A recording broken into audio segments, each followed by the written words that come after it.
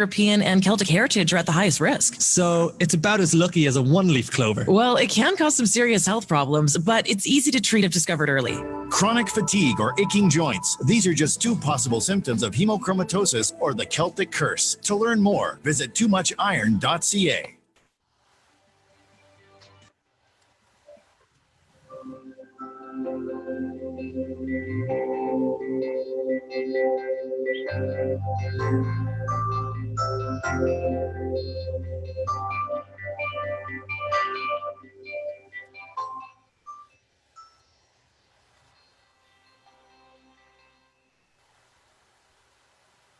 And you're live.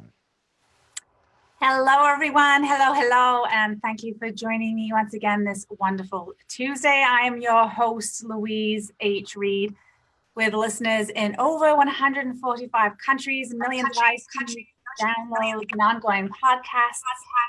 I'm here live every Tuesday, speaking to the lives of everyday people doing extraordinary things. People who are taking brave, bold action in pursuit of their dreams and goals and are here to share their journey to help you do the same in yours. As always, I'm so thankful to each one of you for joining me on the show and providing me the opportunity to share and grow with you. There is absolutely nothing more valuable than time, so I'm honored that you're sharing yours with me. We all know that actions speak louder than words, so to show my gratitude, I have started a Lady Boss Loyalty monthly swag giveaway. So everyone who comments or likes a podcast episode on YouTube, Facebook, Instagram, or LinkedIn with the hashtag Lady Boss Loyalty will be entered into the draw. So please comment away. So now I would love to introduce you to today's guest. Let me share a little bit about Emily with you before we hear from her herself. So Emily Bertrand is our guest today. And from the time Emily was a little girl, she's always loved horses. Having had a rough early childhood of abuse and living below the poverty line, she learned from an early age that if you want something, you need to work hard for it. Horses were a much needed outlet for her in her life and a place where she felt safe, accepted, and appreciated. She started working on farms at 12 years old to earn her riding time, and at 14 was working 2 jobs to buy her very first horse on her own. She continued to persevere, study, work hard, and learn at any opportunity. Fast forward to today, Emily, along with her mother, Dawn Patterson, co-own Royale Equestrian Center, a successful equestrian center located in my hometown here in Ottawa, Canada. They offer special youth programs, riding lessons for all ages, birthday parties, summer camps, and more. Almost 12 years now in business, Emily has a passion and a vision which came to life. With the help of her mother, she has turned the once old, rundown, dilapidated farm into a thriving business that gives back and provides a much needed outlet and escape for so many in the Ottawa area. Thank you, Emily, and welcome to the show. Hi, thanks for having me. I'm excited to be here. Absolutely, I'm thrilled. I'm very thankful as well for the person, Stacy Keach, who connected the two of us. So thanks. Shout out to Stacy. As my listeners know, I love exploring the backstories of amazing women making waves in this world.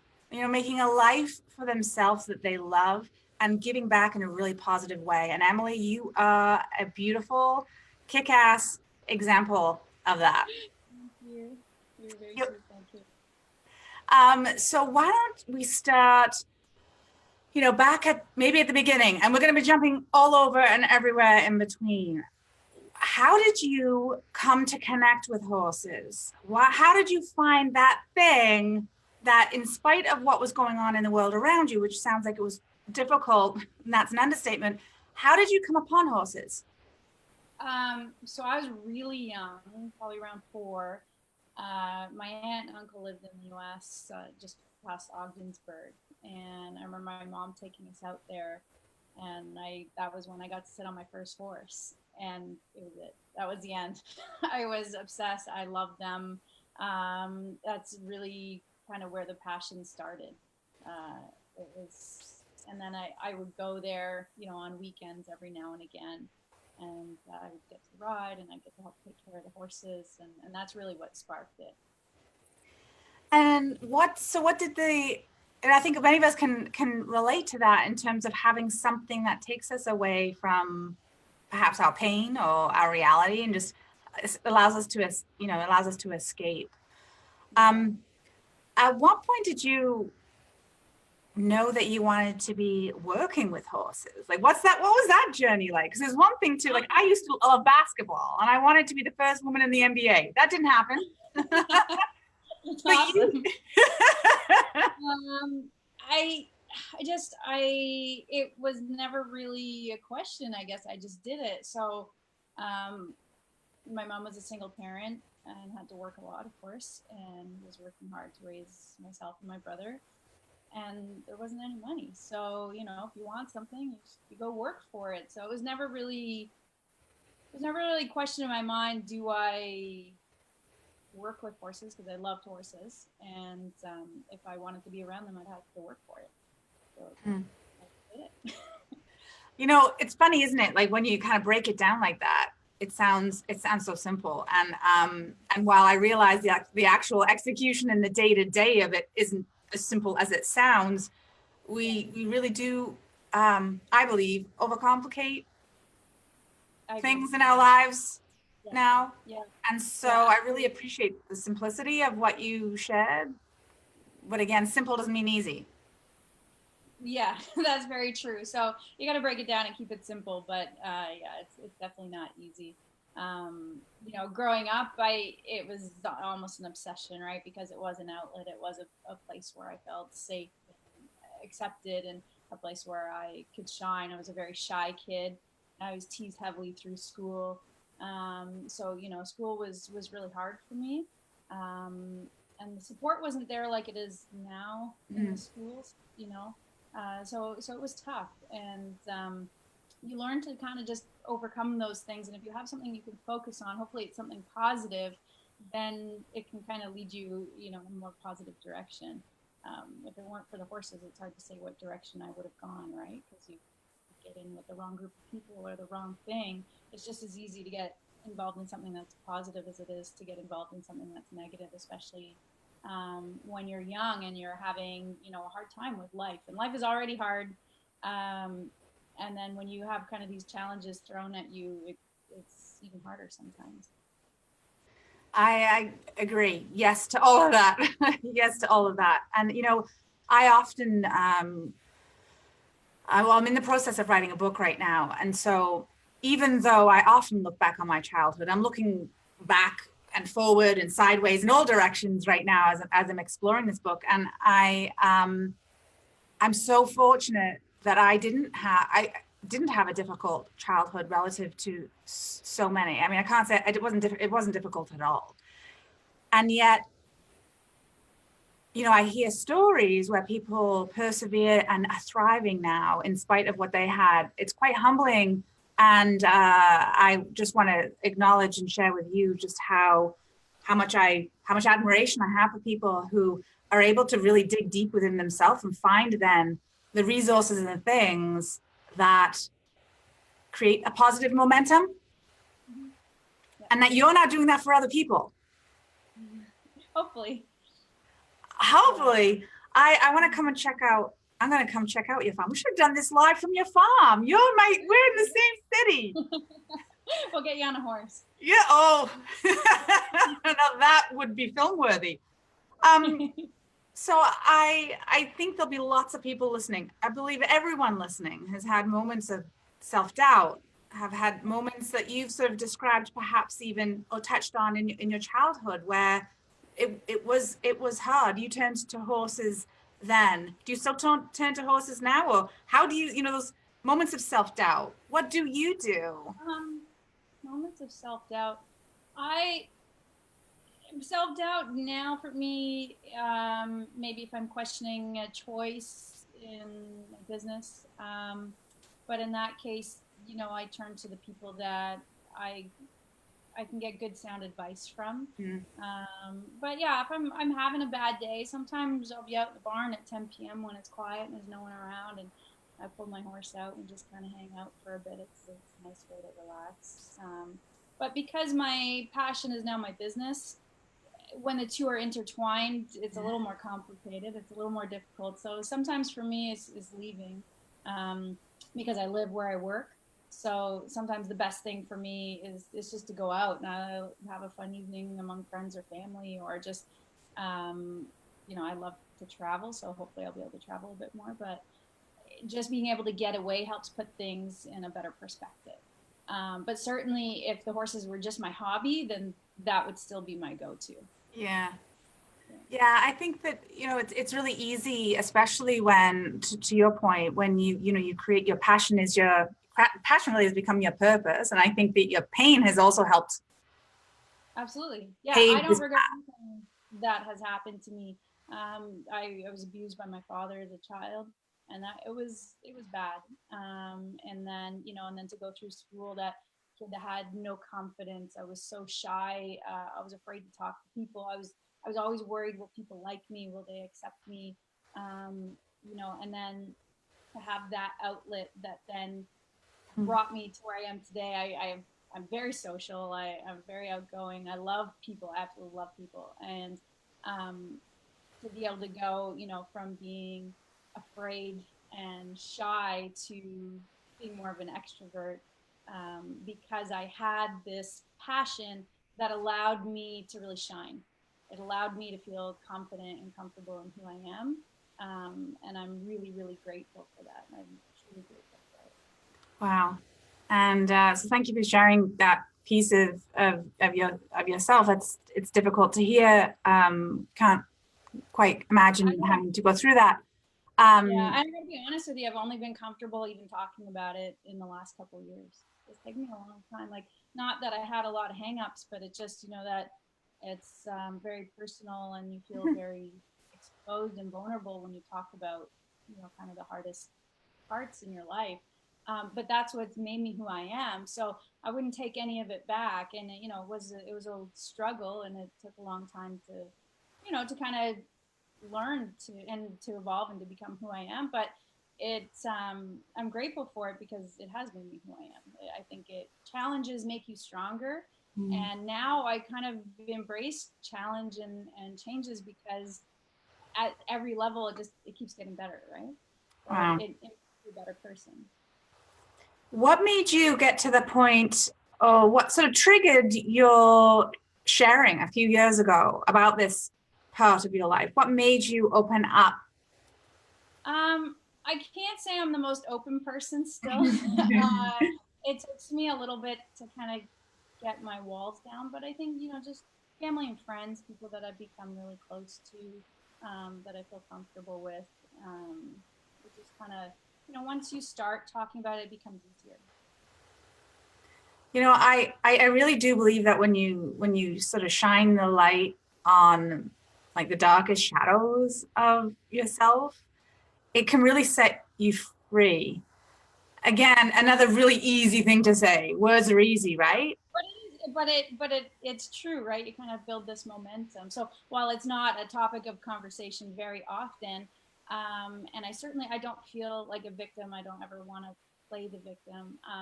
I think it's important for people to see that, hey, when you got shitty things going on in your life, you can still overcome it. You can still persevere. There's a light at the end of the tunnel. So it's being able to just to see that, right, and to recognize and know, okay, these are hard times, but I can learn from these. So what lessons can you take from that so that you can continue to move forward? Mm-hmm. I love that. And so if there's someone listening right now who doesn't have that horse, who doesn't have that outlet, but is thinking, I need that thing, what advice would you have for them? Find your passion. You've got to find your passion. It's okay to try a bunch of different things, but find something where you can be very passionate about, because then you're going to be surrounded by people that have that same passion as well, and then they'll hopefully help draw out the best in you. Trying to find something that really grounds you and kind of allows you to take a step back and have a different perspective. What's really cool about horses is they're actually very emotional animals, and they can't speak, but they speak to you with body language. So if you are very angry and you walk into a stall with a horse, they're going to feel that energy, and all of a sudden, they're going to be backing off you, and they're not going to want you to be near them, and they really sometimes can mirror your emotions. So it's really neat how it makes you much more self-aware and grounded. So to find something that can help you do that would be amazing. Wow. I know that I have got one child who, one of my four boys, was challenging as a young child, but through getting the right kind of support and reaching out for help, he's in just a tremendously incredible place now.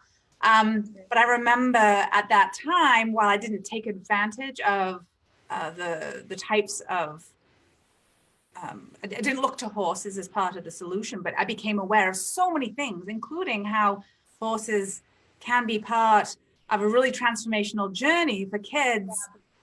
Yeah. For kids. So can you talk to us a little bit about that? And do you see that? Do you have that as part of what you offer? Yeah, all the time. A lot of times we don't even know who we're helping. So sometimes, I mean, quite a few of the times we do, but a lot of times we don't. We get a kid signed up for riding lessons, they're taking their weekly riding lessons, but you have no idea what's actually going on behind the scenes, what's going on at home, at school, what challenges and struggles there are. And it's amazing. The horses, they have this unique ability to just really bring out the best in people. Maybe it's because they're very accepting, they're very empathetic, and the culture that we create here is very open and accepting. I wanted this farm to be what I had a hard time always finding when I was a kid. I wanted it to be a place that was very inclusive, with a great atmosphere, but also still great horse care, knowledge, good instruction. So you kind of have, all the little pieces that come together. And so a lot of times we get kids here and they thrive, but we don't know what's going on at home. That we'll get, an email from a parent and say, you have no idea. I mean, I've gotten a few where they've said, you've saved my kid's life. We've had, children on the autism spectrum as well. That has helped them tremendously because they're learning a lot of patience and better communication skills and to control their emotions, because sometimes it's a little tricky, but you really do have to learn to control your emotions around the animals. So it's amazing. The ripple effect is really cool, and really that's why I do it. I love hearing these stories, and I've got a real bend for people on the show who've got a business where it's service from the heart. Yeah.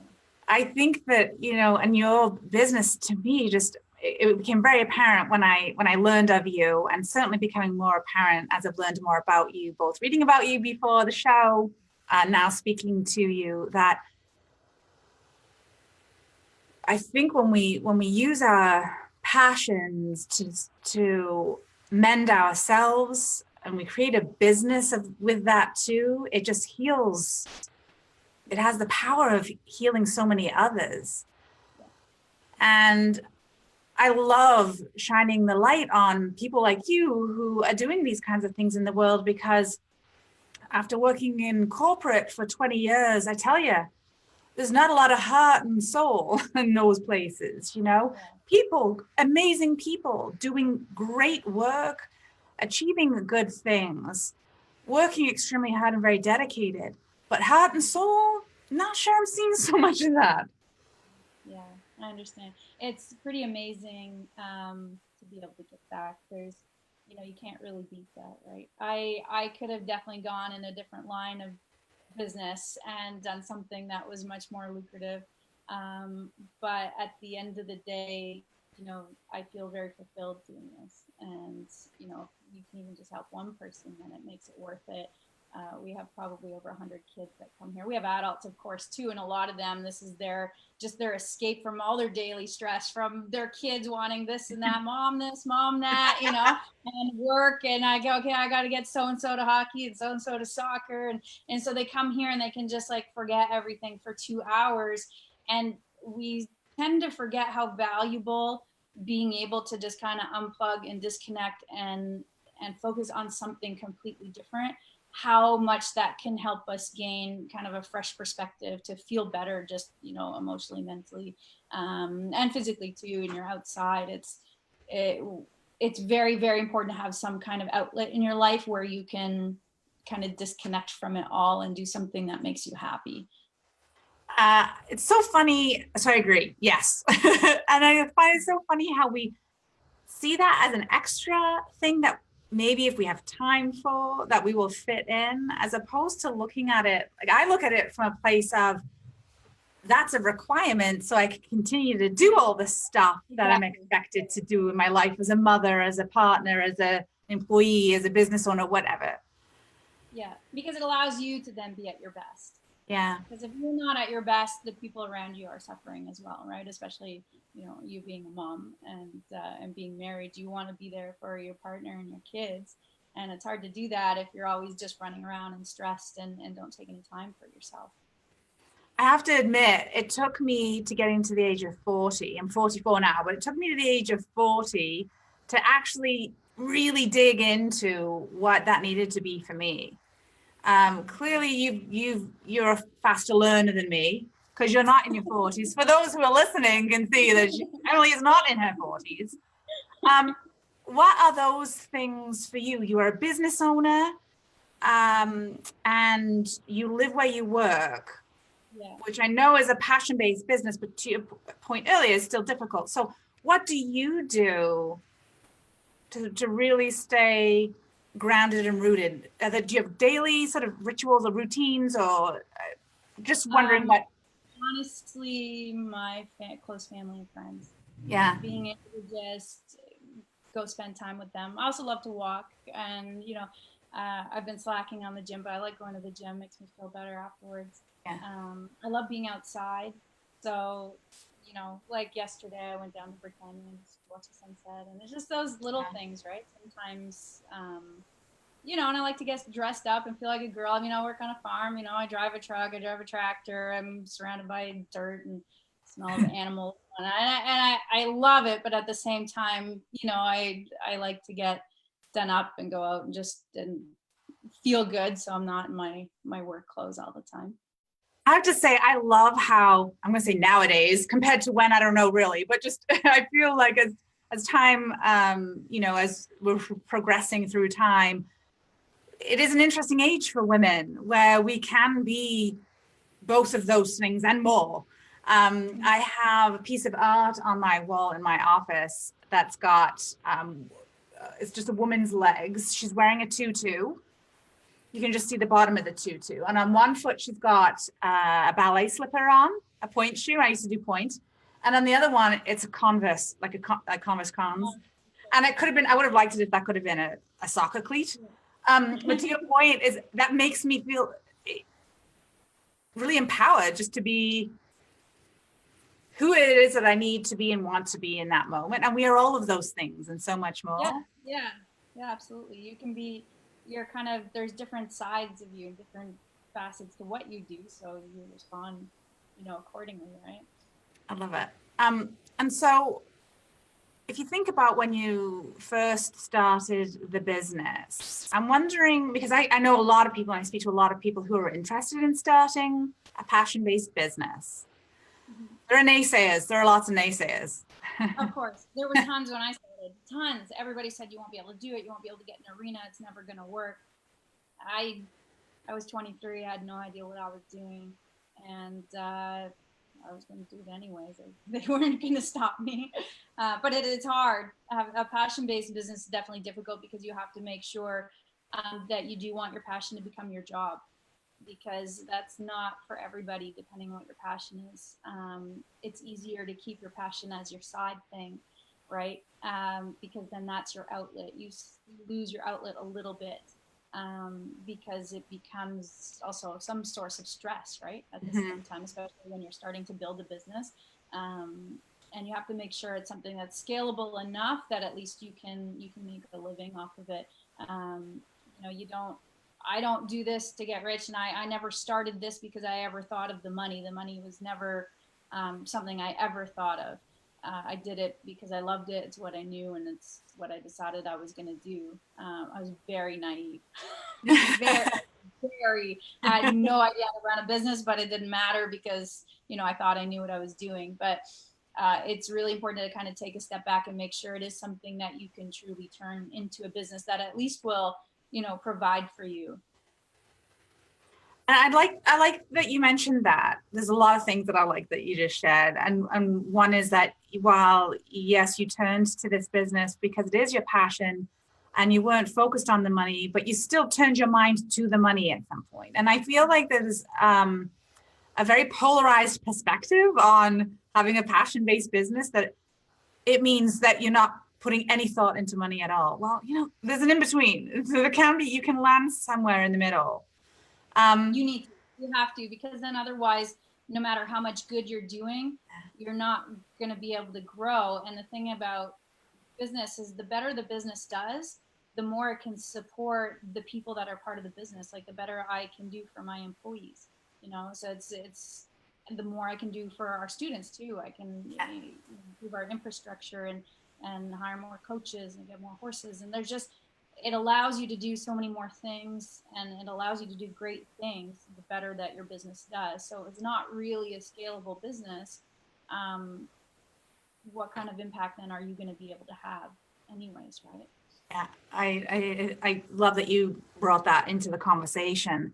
I also really like that I'm a huge fan of cliches and quotes. I joke all the time that by the time I'm 90, I'm only going to be speaking in cliches and quotes.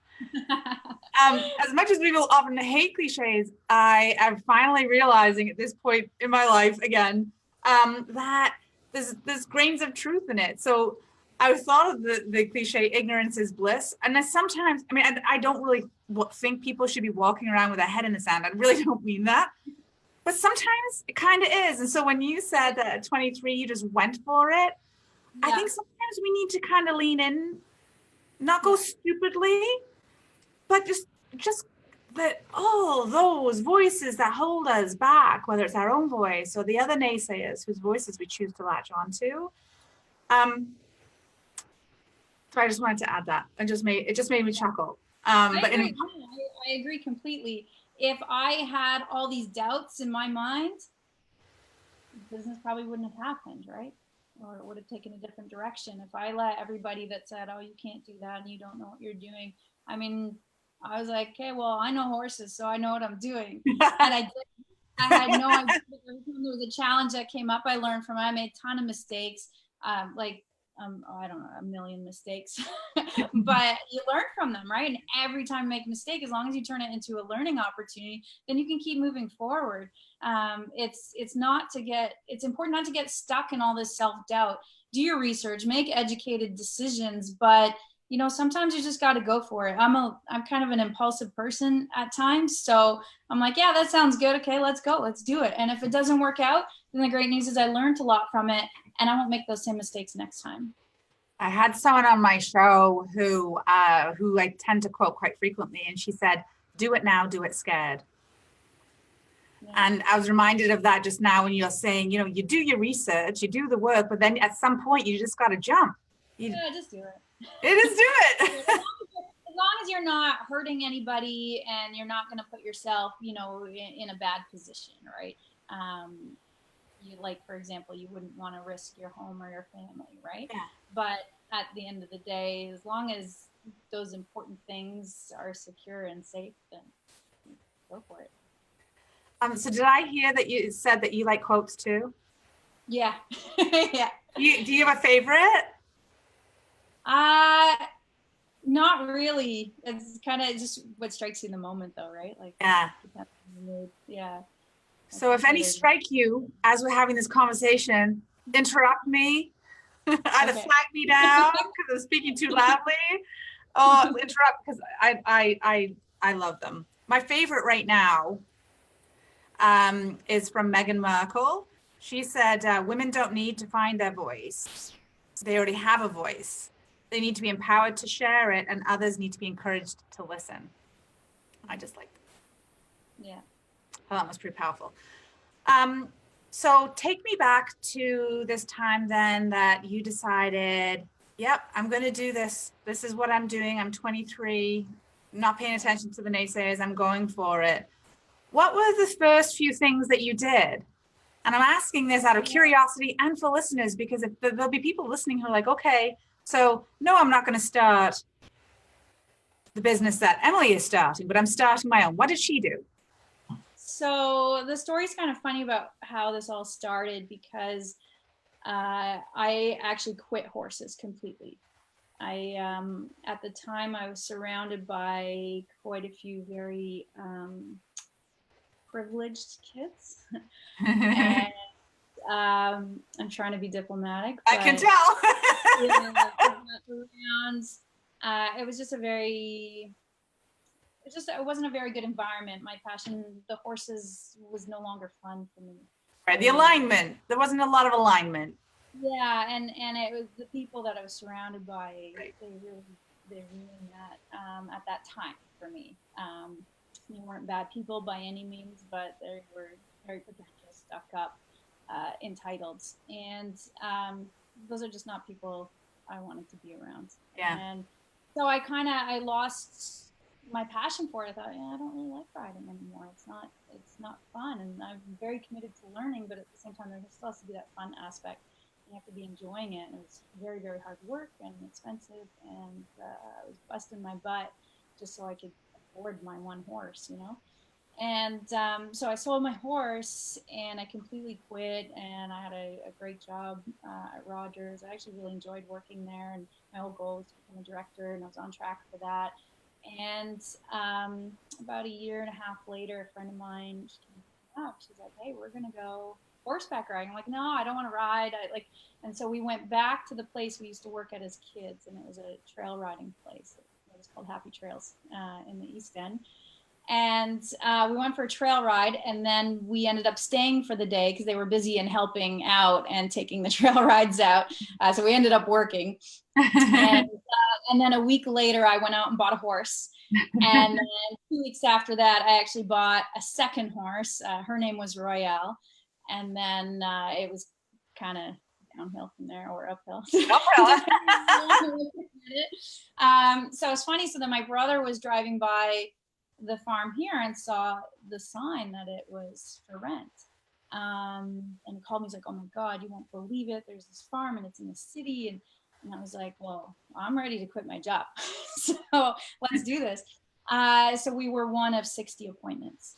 And we were very lucky, very fortunate that our business plan kind of went out, and that they really did like our vision and the plan for the farm. And I was just all in. Yeah. Wow. Talk about doing it now, doing it scared, because I'm sure there was some fear there, yes? Yeah, I had no money. I bought 2 horses. I had no money. We had nothing. I had to push mow our first ring. It took me 3 days to push mow it. Wow. It was horrible. The whole farm was dilapidated. It was bad, and everything I just put on my credit card because I had no money. I quit my job, right? So. And you figured it out. No plan B. Yeah, it was great. It was amazing. And I think back to then, and it was much simpler than it is now, to be honest, because we started so small, and it was just, what I was worried about was, okay, how do we get the next thing? And I want to do this, and I want to ring and fencing and stalls and paddocks and water troughs. And it was all the little things. Now, I don't have to worry about those things, but now the concerns are bigger, right? I have to manage all the staff, all the people, all the horses, the growth of the business. It's definitely much more complicated, but at the end of the day, I always just think it still has to be fun, right? Mm-hmm. So I try to find ways to make sure that, what I'm doing is still fun. Again, boiled down to such a simple thing, and I think so important. I coach many women who have lost that spark, that lost that life.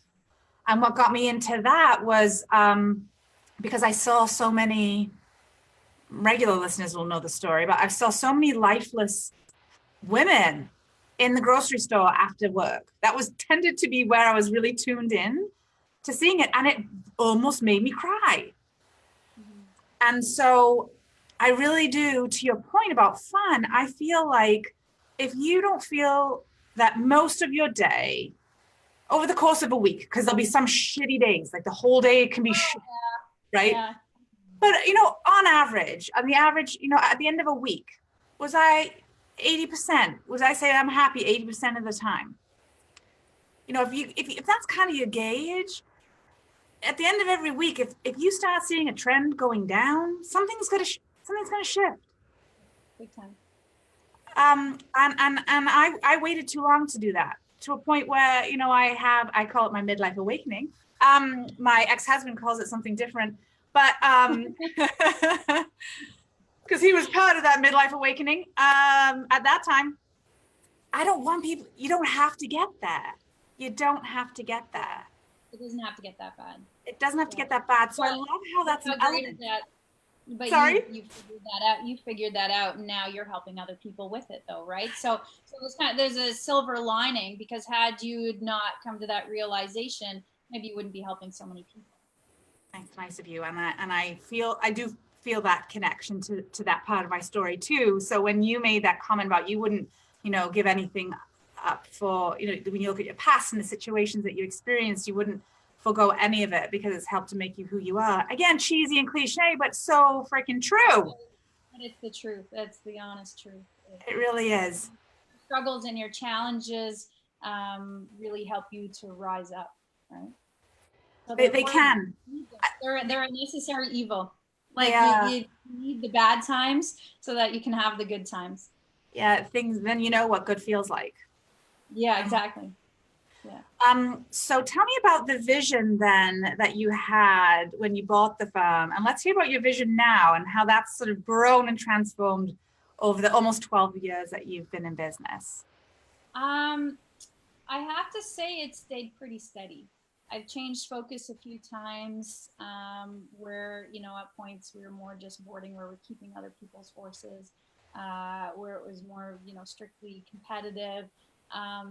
But really, at the end of the day, I wanted to have the kind of farm that I never quite found. I've been to a lot of really amazing places and learned a lot from them, so I'm not putting them down. But what I found is oftentimes, and not all the time, but oftentimes, you know, you go to the little family farms and everybody is so kind and sweet and it's not too expensive, but there's a little bit of lack of knowledge in horse care. And this isn't across the board, this is just had been my experiences. You're just making some general observations, so you could create a specialty. Exactly. And then you'd go to the bigger competitive barns and, you know, maybe there would be, you know, top-notch education and care, but that kind of family-friendly, all-inclusive environment wasn't there, and it wasn't always as much fun, right? So I wanted to take both and put them together and do something and have a place that I would love to be at. And then if I'm happy there, hopefully other people are happy too. But that is still kind of what I base everything on today. I think, especially we've come up with some new and very exciting programs that I love, and they're going really well. But it took me a long time to kind of get it all together. Part of it was I had to have the right team to help me. And the other part was just thinking, you know, really breaking it down. Would I have liked this at that age? And what would, if I was a parent, I'm not, but if I was a parent, you know, what would I think of this? So it's really just looking at it kind of from their perspective, but also making sure it's something that I would have loved being part of. And I kind of feel like if I would have loved it, well, then hopefully there's other people that would love it too. So do you want to share? Has some of this exciting stuff been revealed to the public yet? Are you able to share some of it? They're kind of in progress, but so we started these rider level programs where we actually have full manuals. There's video, there's the written content, and there's homework every week that the kids have to complete. And then they go through kind of these every week they go through it, and then at the end of it they have a little exam, and then they get a trophy, and it's a lot of fun. It's going really well. We're actually seeing they're fast tracking through it. And what's important about those programs is it's an hour and a half lesson, but half of it is unmounted. It's not on the horse. They're learning all about the horse's care, feed, nutrition, grooming, anatomy. They're learning all of those important things, and then the riding, because what we're finding in the industry as a whole, like we might have people that have been riding, they come to us and they do a trial lesson and they've been riding for 10 years.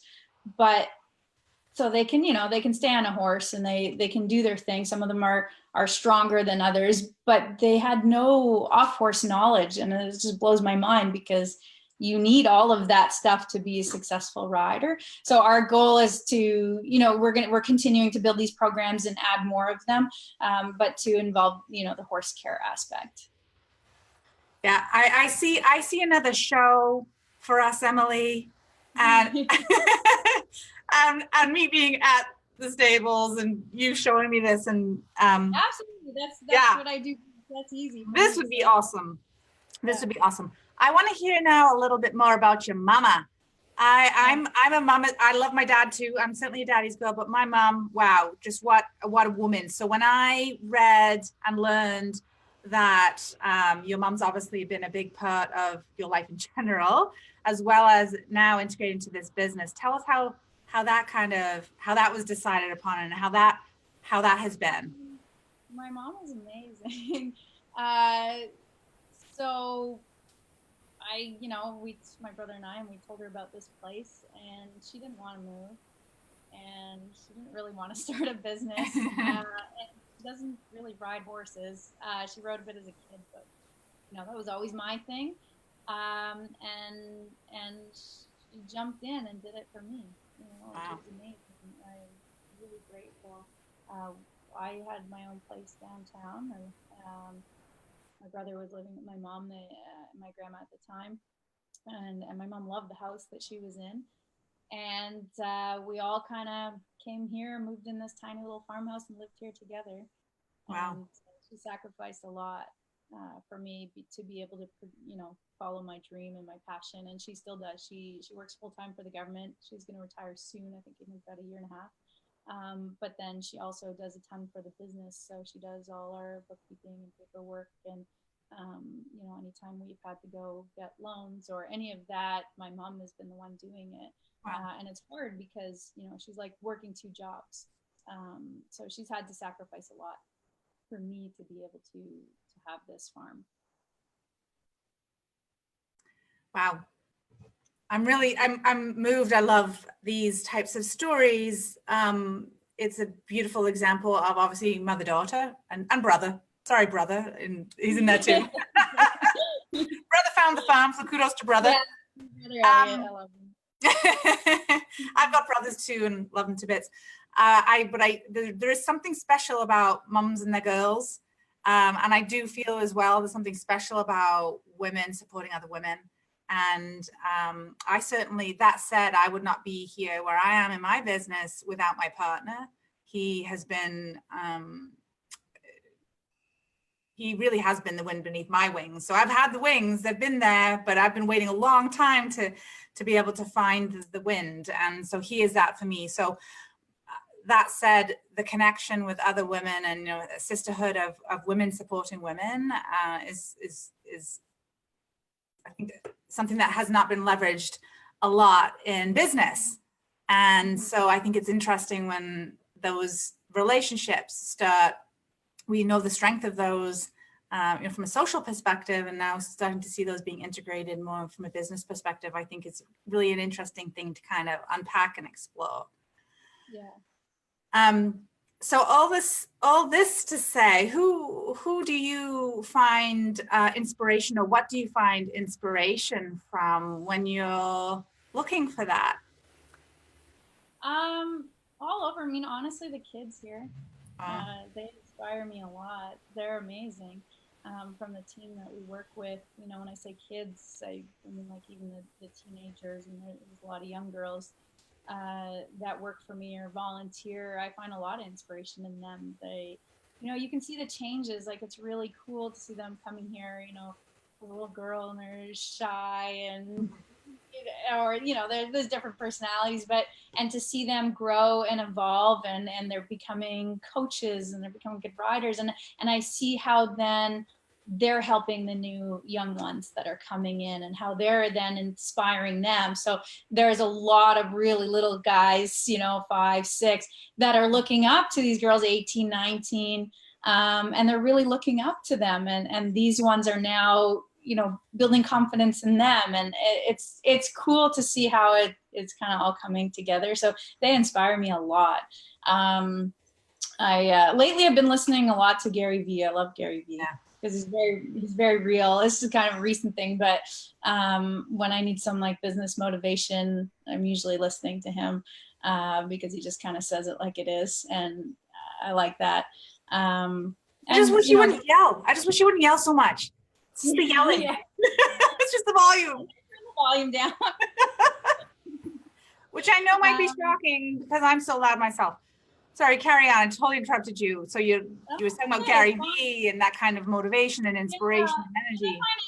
You know, anytime you see people working, I find people who work hard and have this commitment and desire, I don't know if that's the best word to use, but to do things right. You know, that they put in 110%. I'm very motivated by people who put in 110%. I admire them. You know, I really do. Wow. And so what's next for you? You're a young entrepreneur with a successful business. What does the future hold? Guess we'll find out. I don't know. You know, I want to continue driving the business in a direction of growth. I want to keep building on what we're doing now to make it better. Really just making sure that I can take care of my team. I love them. They support me so much, and I couldn't do what I do if it weren't for all the people that stand behind me to keep the farm running. So I want to make sure I keep doing right by them and right by the horses, and we'll see what happens. So you're obviously being owner of this business, you're a leader to the students, the adults, the children, everyone who is in the business, as well as who you mentioned, the people who work there.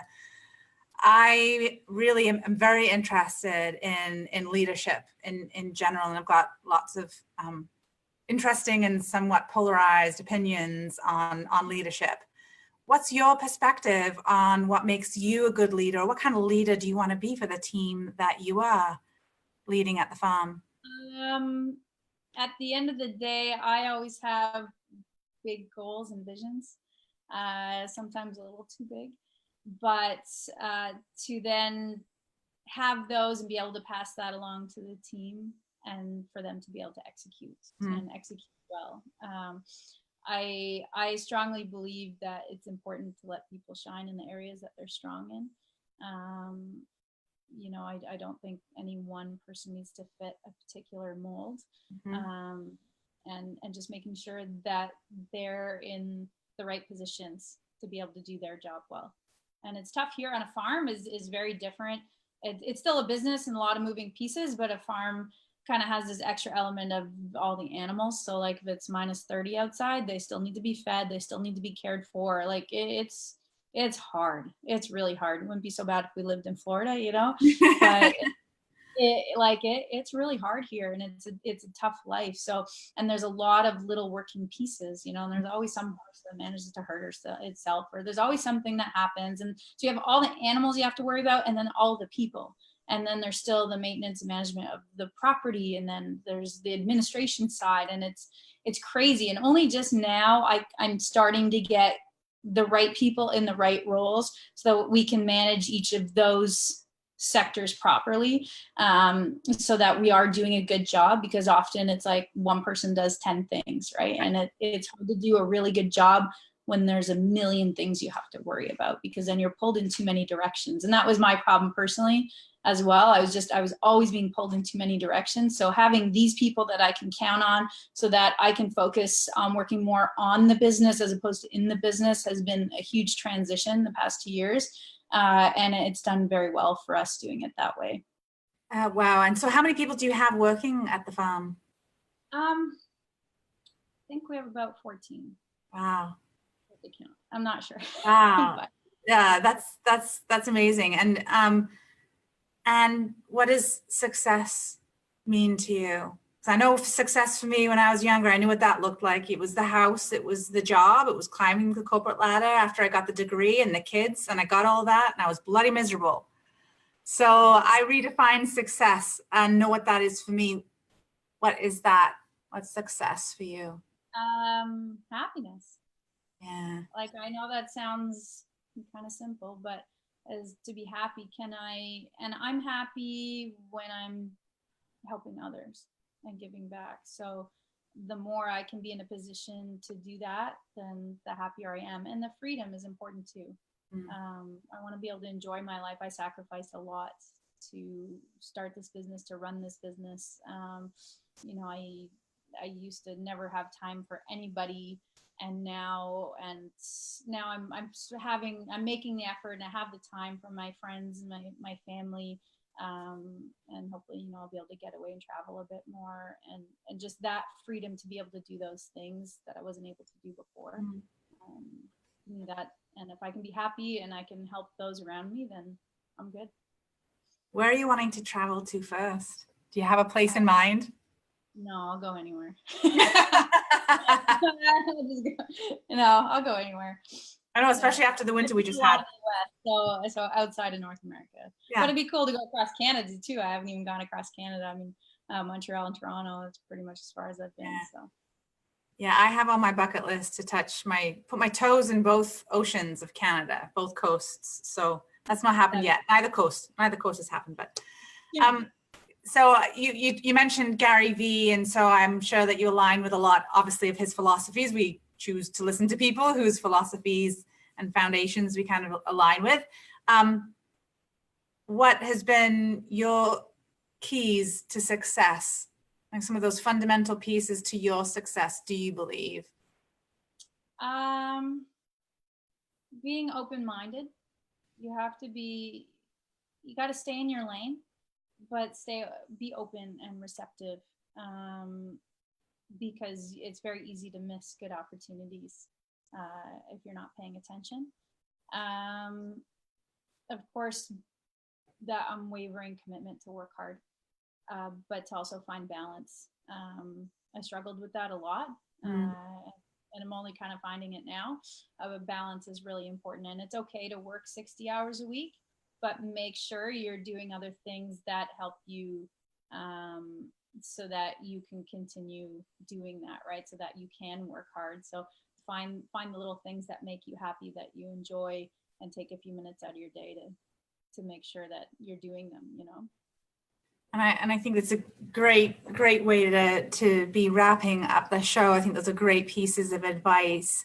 For those who want to find out more about you, how can they reach you? So RoyaleEquestrianCenter.com. If you Google Royale Equestrian Center, it comes up right away. I'm on Facebook and Instagram. I do have a LinkedIn, but I'm not on it too much. So we're pretty easy to get a hold of. Awesome. And I will put those coordinates in the show notes. So those listening, if you didn't catch that, just check out the show notes, and you can reach out to Emily. So Emily, thank you so much for sharing your time, your advice, your sage advice, your experience, and certainly some of the things that your journey, some of your life story. Thank you so much. It's been a pleasure talking to you. Fantastic. Thank you. And I will absolutely let everyone know when I'm going to be on the horse live from Emily's stable. It's going to happen. I also want to thank all of you, my loyal listeners and followers, and remind you once again that information about this show can be found at louisehreid.com. A big shout out to my producer, Cameron Steele at Contact Talk Radio Network, and also my biggest fan, Jay Andrews. And finally, I am here to highlight and showcase people who are taking brave, bold action and whose actions have a positive impact in our world. With that said, I'd like to encourage you to be brave, be bold, and be happy. And the last piece of advice from our guest, Emily, be open-minded and receptive, because it's very easy to miss good opportunities if you're not paying attention. Until next Tuesday at 11 a.m. Eastern Standard Time, I'm Louise H. Reid, wishing you an amazing day. Goodbye, friends. Yeah.